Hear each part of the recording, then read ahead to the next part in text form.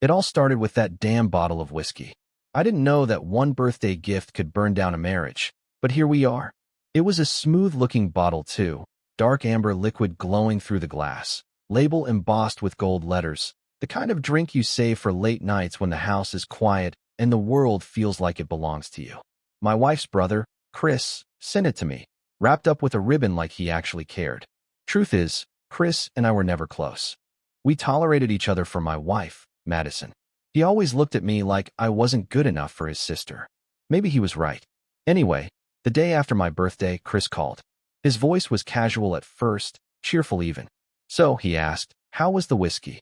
I laughed a little, without thinking much. Oh, I gave it to your sister, Madison. She loves it. And then came the silence. Not the kind you brush off, not the kind that just hangs for a second. No, this was loaded silence, the kind that fills your chest with a chill because you know something's not right. Finally, Chris exploded on the other end of the line. You did what? I froze. His tone wasn't brotherly concern. It was outrage, like I'd just confessed to some crime against him personally. For a second, I thought maybe he was just pissed because he'd picked it out for me, not her. But then there was something in his voice, something I couldn't put my finger on. Relax, I said, half joking, half confused. She wanted to try it. What's the big deal? Chris muttered something under his breath, then cleared his throat, trying to sound casual again, but failing miserably. Nothing. Just, I'll talk to you later. And he hung up. That was the spark. That was the moment my gut twisted, even if my brain hadn't caught up yet. You know when your instincts know the truth before your heart is ready to hear it? That's what this was. I walked into the kitchen and saw Madison pouring herself another glass of my birthday whiskey. She had that smug little smile on her face, the one she always used when she thought she was smarter than me. She didn't even notice me watching her. The glass caught the light, her hand shaking just slightly. That's when I noticed. Her lipstick smudged, her blouse buttoned wrong, hair messy in a way that wasn't from just lounging around the house. Something inside me snapped awake. I asked, careful but firm, what's with Chris? He sounded weird when I told him you had the whiskey. She looked at me too quickly. Her eyes darted left, then right, like a kid caught stealing cookies. Then she laughed, this fake high-pitched laugh that grated on me. Oh, he's just like that. You know Chris, always dramatic. But no, I didn't know Chris like that. Something was off. I could feel it crawling under my skin. She downed the whiskey in one swallow, slammed the glass down, and brushed past me like I was invisible. That's when the questions started clawing through my head. Why did Chris care so much about who drank the whiskey? Why did Madison look guilty as hell the second I mentioned it? And why? Was my wife's blouse misbuttoned at 6 p.m. on a Wednesday when she hadn't even left the house? I didn't say anything more right then. My heart was pounding too hard, and I wasn't ready to admit what my gut already knew. Instead, I sat in silence, staring at the half-empty bottle of whiskey, wondering how the hell something as simple as a gift could feel like a loaded gun pointed at my marriage. Looking back now, I realized that was the first domino to fall. That was the crack in the wall that would widen until everything collapsed. I didn't want to see it then. I was blind, or maybe I just didn't want the pain that would come with the truth. But the truth doesn't wait. It claws its way out, one way or another. And that night, with the smell of whiskey still lingering in the kitchen and Madison pretending nothing was wrong, I knew deep down my wife was hiding something. And God help me, I was about to find out exactly what. The next few days after the whiskey incident were like living with a ghost I couldn't quite see but could feel breathing down my neck. Madison acted different. It was subtle at first, almost like she was daring me not to notice. Her phone never left her hand. She used to leave it lying around, charging on the counter or tossed on the bed, but suddenly, it was glued to her. Even in the bathroom, she took it with her. I once walked in while she was brushing her teeth, and she practically jumped out of her skin, clutching the phone like I was a thief. Relax, I told her, forcing a laugh. I wasn't going to steal your Candy Crush score. She didn't laugh back. Then came the late-night showers. Madison never used to shower at 11 p.m. She was a morning routine type. But suddenly, I'd hear the water running while I sat on the couch, scrolling through channels, pretending not to notice the way she came out of the bathroom with her hair wet, her phone buzzing silently in her hand. I didn't want to believe it. I kept telling myself I was imagining things, making monsters out of shadows. But then, Then came the smell. One night, she walked past me and I caught it, cologne. Not mine. Not any I owned. A sharp, musky scent that clung to her skin. She noticed my face change and quickly said, "Oh, it's from the department store." I tried a sample spritz. Lie. Straight to my face. The kind of lie that burns because it's sloppy, like she didn't even respect me enough to craft a good one. Still, I let it slide. Maybe because I was scared of the truth. Maybe because I wanted just one more night of pretending. But the universe doesn't let you hide forever. 2 days later, the evidence slammed into me like a freight train. I came home early from work. My boss had cut me loose after a short day, and for once, I thought I'd surprise Madison. Bring her takeout, maybe open what was left of the whiskey. Something normal, something husbandly. But the house was too quiet. I stepped inside, bags of food in hand, and immediately noticed her purse by the door. Odd. If she was home, she'd usually toss it in the kitchen. I set the food down and walked upstairs. That's when I heard it. Muffled laughter. Hers. And then, another voice. A man's. My stomach dropped so hard I thought I might puke right there on the stairs. I crept closer, each step heavier than the last. My hands were shaking, sweat pouring down my back even though the house felt ice cold. The bedroom door was cracked open, and through that thin slice of space, I saw her. Madison, my wife, sitting on the bed, her hair messy, shirt halfway off her shoulder. And next to her, a man I'd never seen before. Broad shoulders, smug smile, his hand brushing her leg like he owned it. They weren't tangled up, not yet, but they might as well have been. The intimacy in their body language screamed louder than any physical act. Her laugh wasn't the laugh she gave me. It was lighter, freer, like she'd been saving it for him all along. I froze. I wanted to burst in, scream, rip him out of my house. But I didn't. Instead, I backed away, heart pounding like a war drum, my mind spiraling. I sat in the dark living room for what felt like hours, waiting. Eventually, I heard the creak of the stairs. Madison came down, alone this time. Her shirt fixed, her hair brushed, pretending nothing happened. She stopped when she saw me sitting there. Her smile faltered. For a split second, her mask cracked, and I saw the guilt. But then it was gone, replaced by her bitchy bravado. "Oh, you're home early," she said, too casual, too rehearsed. I didn't answer. My eyes locked on hers, silent, burning. And for the first time, I saw her for what she really was. Not my wife, not my partner, but a liar. A stranger. A woman who had already left me in every way that mattered. That night, I didn't sleep. I lay awake staring at the ceiling, my chest hollow, my head screaming. The man's face haunted me. Her laughter echoed in my skull, and that bottle of whiskey on the counter mocked me from the kitchen. I didn't know what to do yet. But I knew one thing for certain. The truth was out now, and there was no going back. The next morning, I sat at the kitchen table, staring at that damn whiskey bottle like it was a crime scene. My coffee went cold, untouched. Madison breezed in like she hadn't spent the night whispering to another man in our bedroom. Hair freshly curled, perfume heavy enough to choke me, and that fake smile plastered across her face. "Morning," she chirped, reaching for a mug. I didn't answer. My silence made her glance at me, her hand pausing midair. She studied me for a second, then gave a dismissive little shrug and poured herself coffee. That was it. That smug, careless shrug lit the fuse. Who the hell was he? I asked. My voice wasn't loud, but it was sharp enough to slice through the kitchen air. Her back stiffened.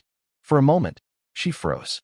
Then, slowly, she turned to face me, eyebrows arched like I'd just insulted her. "Excuse me?" "Don't play dumb with me, Madison," I snapped, leaning forward. "I saw him. I heard you. Who was he?" Her lips curled into a smirk.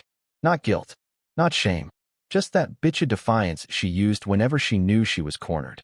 "You must be imagining things," she said smoothly, stirring sugar into her coffee. "Maybe you had a bad dream." I slammed my fist against the table so hard the mugs rattled. "Don't lie to me. I came home early yesterday. I saw you in the bedroom with him. Sitting there, laughing like a damn schoolgirl." "Who was he?" For the first time, her eyes flickered, just for a second, before she hid it behind another smirk. "Oh, that." She waved her hand like it was nothing. "He's just a friend. You're overreacting." "A friend doesn't sit on my bed with his hand on your thigh," I growled. My voice cracked with rage and hurt. Her mask slipped, and out came the venom. Well, maybe if you weren't so boring, I wouldn't need friends to keep me entertained. It felt like someone had driven a knife into my chest. I actually leaned back in my chair, stunned. My wife, my partner, was spitting this poison at me without a shred of remorse. I clenched my fists, trying to keep my voice steady. How long has this been going on? Madison rolled her eyes. God, you're so dramatic. Nothing's going on. You make everything a big deal. No wonder I get tired of talking to you. That bitch. She flipped it on me. Like I was the problem. Like her betrayal was my fault. I stood up, shaking with fury. Don't gaslight me. I know what I saw. And I swear to God, Madison, if you don't start telling me the truth right now. She cut me off with a laugh. A cold, heartless laugh. Or what? You'll leave me? Please. You'd never have the balls. The words hit harder than any punch could. She knew me too well. Knew I'd always been the one trying to hold things together. The one forgiving, overlooking, swallowing my pride. And she used it like a weapon. I stepped closer, my voice low, dangerous. Try me. For the first time, a flicker of uncertainty crossed her face. But then she squared her shoulders, chin high. Fine. You want the truth? Maybe I like the attention. Maybe I like feeling wanted, because God knows you don't make me feel that way anymore. My vision blurred with rage. So you sneak around behind my back? You humiliate me in my own house. That's your excuse? Her eyes narrowed. Don't act like you're some perfect husband. You come home tired, grumpy, barely talk to me. I needed something else. Someone else. There it was. The confession. Not whispered, not guilty, thrown at me like an insult. I staggered back, like her words had physically knocked me down. My chest burned, my throat tight.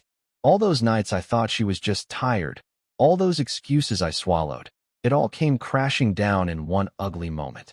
She stood there, arms crossed, sipping her coffee like we weren't standing in the ashes of our marriage. Like this was just another Tuesday. And me? I realized I wasn't looking at my wife anymore. I was looking at a stranger. A selfish, lying, heartless bitch who had no respect left for me. The confrontation was over, but the war inside me had just begun. After that confrontation, something inside me cracked wide open. I didn't yell anymore, didn't slam doors, didn't even try to argue back. I just shut down. Madison strutted around the house like nothing had happened. She hummed while folding laundry, scrolled her phone during dinner, laughed at TV shows. Meanwhile, I sat there, silent, hollow, like my soul had been scraped out with a spoon. The nights were the worst. I'd lie in bed, staring at the ceiling while she slept beside me, or pretended to. Sometimes, I'd hear the faint buzz of her phone under the covers, the soft click of her typing messages at 2 in the morning. My stomach would knot, but I wouldn't say anything. What was the point? She'd just lie again, twist it around, make me feel crazy. I didn't even recognize myself anymore. I was a man who checked the laundry basket for cologne stains, who sniffed her hair when she wasn't looking, who watched the way she smiled at texts she tried to hide. That wasn't me. I used to be confident, steady. Now, I was paranoid, broken, a shadow pacing the halls of his own house. The anger came in waves. Some mornings, I'd look at her across the kitchen table and feel like I could snap her phone in half, scream until the neighbors called the cops. Other times, I'd catch myself staring at her, wondering how the woman I loved, the woman I married, could look me dead in the eye and laugh while stabbing me in the back. But the sadness, that's what killed me. It wasn't just losing her. It was losing the version of myself that believed in her. The man who trusted her with his whole heart, who thought she was loyal, who thought their marriage meant something. That man was gone. I'd catch flashes of memories, like cruel little films playing in my head. Our wedding day, her smile in that white dress, the way she held my hand during the vows. Our first apartment, broke as hell but happy, eating pizza on the floor because we couldn't afford furniture. The night we stayed up till dawn planning the future, promising each other forever. And now forever was a joke. I kept hearing her words on repeat. Maybe I liked the attention. Maybe I needed someone else. They carved themselves into my brain like graffiti on a wall. Every time I closed my eyes, I saw her leaning toward him on our bed, her laugh brighter than the one she ever gave me. I tried drowning it out. Chris's whiskey became my escape. I poured glass after glass, chasing numbness. Some nights I'd sit on the back porch, bottle in hand, muttering to myself like a madman, replaying the confrontation imagining all the things I should have said but didn't. The worst part? I still loved her. That's the sick truth no man wants to admit. Even after the betrayal, even after the venom she spat, a piece of me still craved the woman she used to be. I kept hoping I'd wake up and find it was all a nightmare, that she'd roll over, kiss my cheek, and whisper, "I'm sorry. I love you." But she never did. She didn't even try. Instead, she treated me like the enemy. Snide comments at dinner. Eye rolls when I spoke. Silence when I reached out. Every little thing she did screamed disrespect. And the more she pushed, the more I realized. She wasn't just cheating. She was gone. Some nights, I'd break down in the shower, letting the water hide the tears. I hadn't cried in years, but now I couldn't stop. It was grief, pure and raw, like someone had died. Except she was right there, alive, breathing, living under the same roof. The truth is, betrayal doesn't just break your heart, it rewires your brain. It makes you question every memory, every word, every kiss. It poisons the past and makes the future feel like ash. I used to think strength meant holding on. But lying awake at 3 a.m., staring at the ceiling with whiskey burning in my veins, I started to realize maybe strength meant letting go. But letting go wasn't easy. Not when your whole life was tied to the very person who ripped it apart. There comes a point when silence becomes louder than screaming. That's where I was. I wasn't yelling anymore, wasn't accusing, wasn't even asking questions. I was just waiting. Every day felt like standing on train tracks, hearing the rumble in the distance, knowing the collision was coming. Madison kept up her act, smiling at strangers, posting happy little photos online, pretending everything was fine. Behind closed doors, she barely looked at me. She was either on her phone or going out with friends. Friends, my ass. I started planning. Not out loud, not to her face. Quietly, secretly. The way she thought she was playing me, I began playing her. The first step was evidence. I didn't want to be the fool who walked into a lawyer's office with nothing but suspicions and whiskey breath. So, I started paying attention. I checked receipts. I noticed the gas mileage on her car. I glanced at the reflection of her phone screen in the microwave when she texted. I wasn't proud of it, but when your wife turns into a stranger, you either stay blind or you open your eyes all the way. One night, she said she was going to yoga. At 9 p.m., yoga, in full makeup and heels. I followed her. I parked a street away, headlights off, and sat there with my heart hammering so hard I thought it might break through the windshield. She didn't go to yoga. She went to a bar. And when she slid into a booth with that same broad-shouldered bastard I'd seen in our bedroom, something inside me finally snapped. It wasn't rage, though. It wasn't even sadness.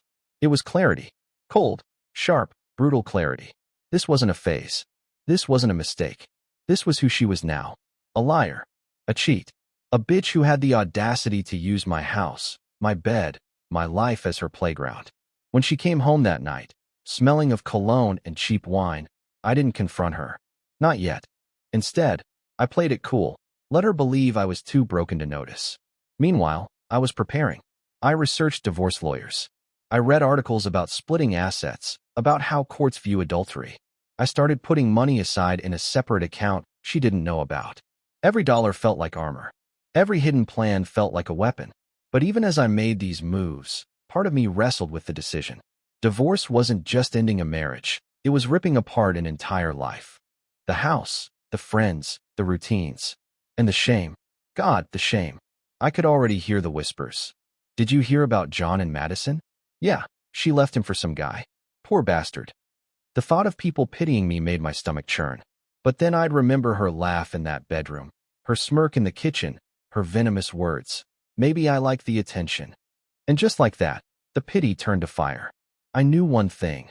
I wasn't going to be her doormat anymore. One evening, I sat across from her at dinner. She scrolled her phone while poking at her food, not even pretending to care. And I realized, this wasn't marriage. This was prison.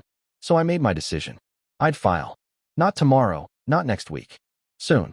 Quietly, strategically, but with finality. And when I did, I wouldn't scream. I wouldn't beg.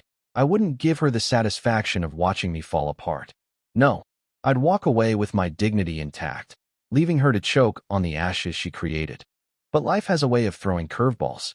Just when I thought I had control, just when I was building my quiet escape, Madison pulled another stunt, one I never saw coming. That weekend, she dropped the bomb. She waltzed into the living room, arms crossed, and said, "John, I think we should take a break. I need space." I almost laughed in her face. A break? Space. She wasn't asking for space. She was asking for freedom to parade her affair in the open. But instead of arguing, I nodded slowly. Inside, I was boiling, but on the surface, I stayed calm. "Sure," I said. "Take all the space you need." Because what she didn't know was that I had already made my decision. And soon enough, it wouldn't be her walking away from me. It would be me walking away from her. And when I did, she'd finally realize what she lost. When Madison said she wanted a break, it almost made things too easy. She thought she was in control, pulling the strings like some queen bee, but she had no idea I was already sharpening the knife behind my back. The next morning, I called a lawyer. A real bulldog. His name was Richard Cole. His voice over the phone was calm but sharp, like he'd walked 1,000 men through this fire before. "First thing," he said, "stop thinking like a husband. Start thinking like a man protecting his assets. Every text, every receipt, every shred of evidence. Keep it. Don't confront her again. Let her hang herself with her own rope." It felt strange, hearing those words, but also freeing. Like for the first time in months, I wasn't drowning. I was swimming toward shore. So I started documenting. Screenshots of her late-night texts lighting up her phone. Photos of her car parked outside that bastard's apartment. Bank statements showing charges at hotels she swore she'd never been to. Every detail was a nail in the coffin of our marriage. Meanwhile, Madison strutted around the house like the queen of lies. She'd stay out till 2 a.m., come home smelling like a perfume aisle mixed with cigar smoke, and still have the nerve to roll her eyes at me if I asked where she'd been. One night, she came in drunk, heels in her hand, hair a mess. She saw me sitting on the couch, stone-faced, and smirked. "What?" she slurred. "You're still up? Don't wait for me, John. You're not my babysitter." That was the moment I realized. She didn't respect me enough to even pretend anymore. She thought I was weak, that I'd swallow her poison forever. But the real fallout began when I served her the divorce papers. It was a Tuesday afternoon. She was in the kitchen, scrolling through her phone as usual. I walked in with the envelope, dropped it on the counter, and said simply, "You've got mail." She opened it, eyes darting across the words, and for the first time in months, I saw her mask crack. Her jaw tightened. Her face went pale. "What the hell is this?" she snapped. "Divorce," I said coldly. "You wanted space. Now you'll have all the space you need."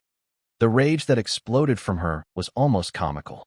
She slammed the papers down, eyes blazing. "You think you can just walk away from me? From this? After everything I've done for you?" I laughed bitterly. "Everything you've done to me, you mean?" Her voice rose to a screech. "You ungrateful bastard. You can't survive without me. You think you're strong, but you're nothing without me." I stood my ground, every word from her lips only confirming what I already knew. I was doing the right thing. She tried every trick in the book after that. First, she turned sweet. Suddenly, she was cooking dinners again, asking me how my day was, wearing the same perfume she used to wear when we first dated. When that didn't work, she flipped back to venom. She'd call me a failure, a coward, a loser.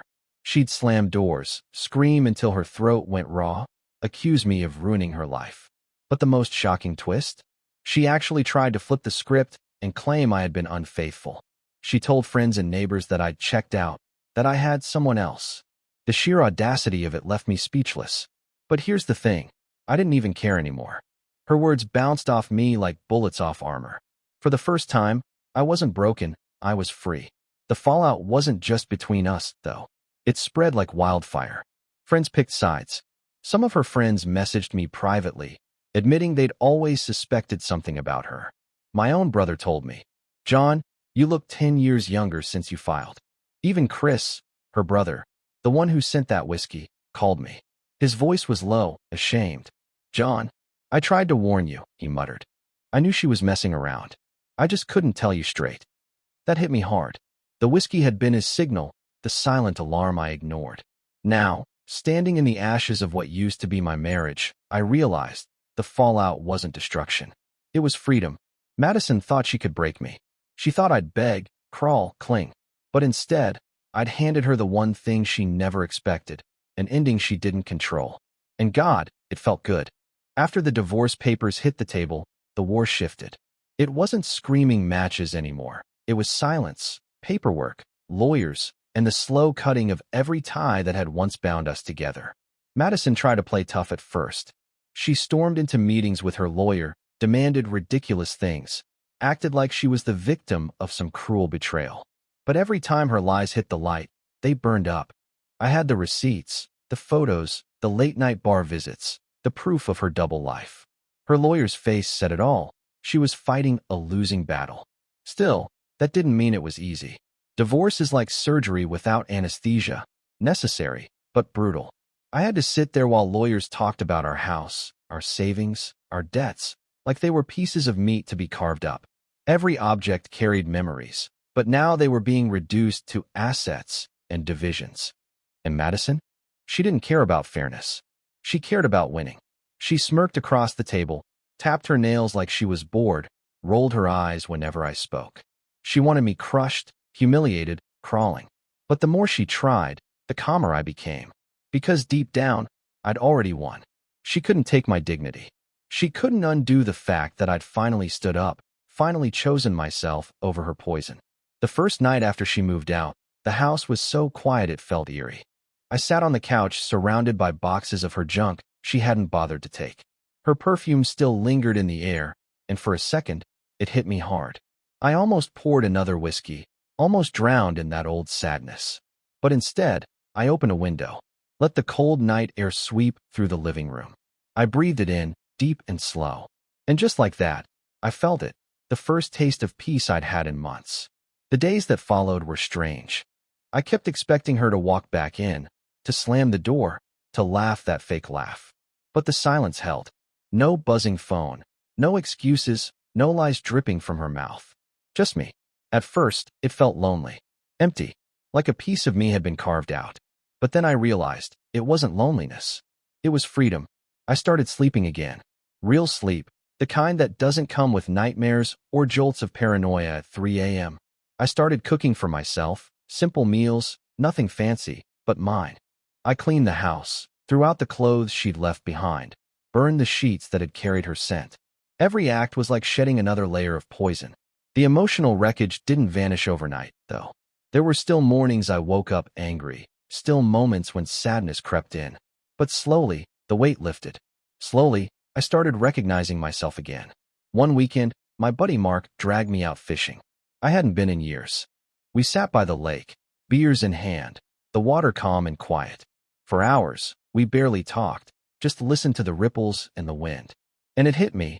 I hadn't felt that kind of peace in so long I'd forgotten it existed. Madison used to tell me I was nothing without her, that I couldn't survive, couldn't live without her. But out there on that lake, sun on my face, I realized she had it backwards. She was the one who needed constant attention, constant validation. Me? I just needed space to breathe. Acceptance didn't come in one dramatic moment. It came in pieces. A laugh that didn't hurt. A night without whiskey. A day when I didn't think about her at all. And when people asked about the divorce, I didn't hide it. I told the truth, simply, without shame. She cheated. I left. No apologies. No embarrassment. Just facts. And every time I said it, I felt stronger. The biggest revelation came late one night. I was sitting on the porch, staring at the stars, when I realized I wasn't angry anymore. Not really. She wasn't worth it. My anger, my heartbreak, my tears, none of it deserved to belong to her anymore. What I felt instead was gratitude. Gratitude that I'd seen her for who she really was before wasting another decade. Gratitude that I'd found the strength to walk away. Gratitude that my life, broken as it had been, was now mine again. For the first time in years, I felt free. If you'd told me a year ago that my marriage would end with a bottle of whiskey, I'd have laughed in your face. But now, looking back, it makes a twisted kind of sense. That bottle wasn't just a birthday gift. It was the first crack in the wall, the first truth bleeding through. Chris's silence on the phone, his sudden rage, it was the alarm I ignored. And maybe I needed to ignore it, at least for a while, to fully see the wreckage for myself. Now, months after the dust settled, I can finally look at it all without the rage twisting my gut. Madison isn't my wife anymore. She's just the cautionary tale. A ghost from a life I no longer want. What did I learn? More than I ever wanted to. That's for damn sure. First, betrayal doesn't announce itself with fireworks. It creeps in quiet. A late-night shower. A phone face down on the table. A blouse button wrong. Tiny shifts that, if you're not careful, you'll dismiss as nothing. But your gut knows. Always. That gnawing unease in your chest? Don't ignore it. Second, love isn't enough. I loved Madison with everything I had. I gave her loyalty, trust, patience. But love can't fix selfishness. It can't cure deceit.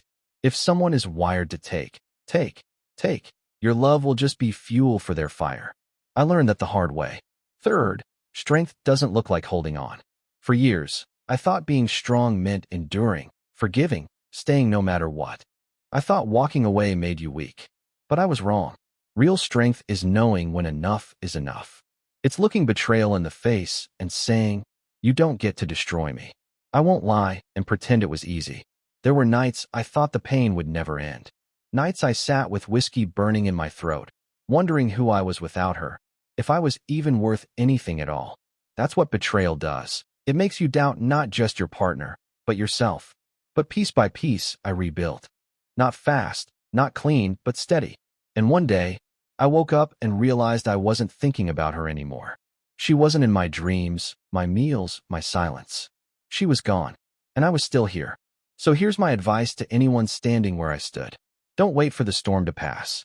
Don't wait for her to admit it, to change, to suddenly respect you. That day will never come.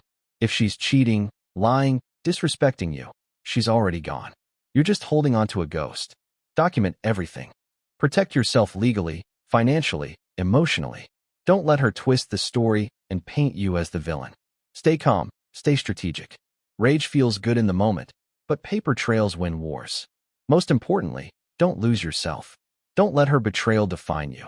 She's not proof that you're unlovable or weak. She's proof that she couldn't meet the weight of loyalty, honesty, and real love. That's her failure, not yours. As for Madison, I don't waste time wondering what she's doing now. Whether she's still with that broad-shouldered bastard, whether she's chewing through another man's life, it doesn't matter. Her story isn't mine anymore. My story now is quiet mornings with coffee I brew for myself, fishing trips with friends, sleeping through the night without the buzz of her phone cutting the dark, breathing without the stench of lies filling the air. Freedom has a taste I'd forgotten. It's not always sweet. Sometimes it's bitter, sometimes it's lonely, but it's real. And real beats fake any day. So yeah, a bottle of whiskey ended my marriage. But it also saved me. It forced me to see the truth, to face the betrayal, and to walk away from a woman who would have happily bled me dry for the rest of my life. And if there's one final thing I'll say, it's this. If you're reading this and you feel that gut-deep suspicion, that whisper telling you something's wrong, listen to it. Don't ignore it. Don't let love blind you to reality. Because the truth always comes out. And when it does, you'll have two choices: crumble under it or rise above it. Me? I chose to rise. And I'll never look back.